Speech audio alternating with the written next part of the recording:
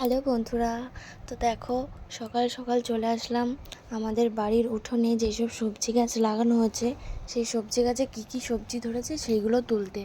তো প্রথমে এই 3টে বেগুন গাছ একদমই ছোট ছোট, ওইখানে আগেও বেগুন ধরেছে। আগের বেগুনগুলো হচ্ছে আমার মাসি শাশুড়িরা তুলে খেয়েছে, আর এই বেগুনগুলো আমি এখন ছিঁড়ছি। দেখো এতটাই শক্ত যে টেনে ছিঁড়তে পারছি না।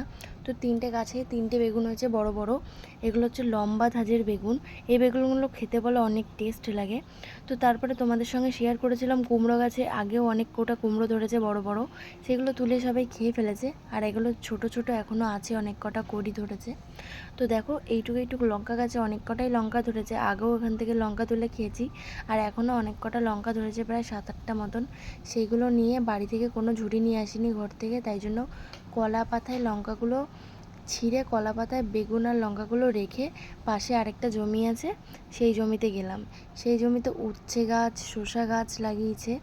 তো তোমাদের সাথে সেগুলোই শেয়ার করছি। সেগুলো আর ছিঁড়তে পারিনি, মাসি শাশুড়ি সকালবেলা উচ্ছে ছিঁড়ে নিয়ে গেছে।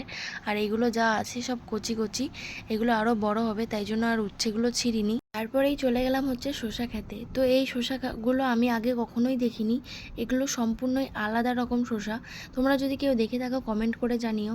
আর এগুলো কেমন করে খায় আমি সেটা জানি না, তাই জন্য একটাও শসা আমি ছিঁড়িনি। আগে জানবো, তারপরে তোমাদের সাথে শেয়ার করবো এগুলো আমরা কেমন করে খাচ্ছি। আর এই শাকগুলো দেখতে পাচ্ছ, এই শাকগুলো হচ্ছে এমন একটা শাক যেগুলো খেতে খুবই টেস্ট লাগে।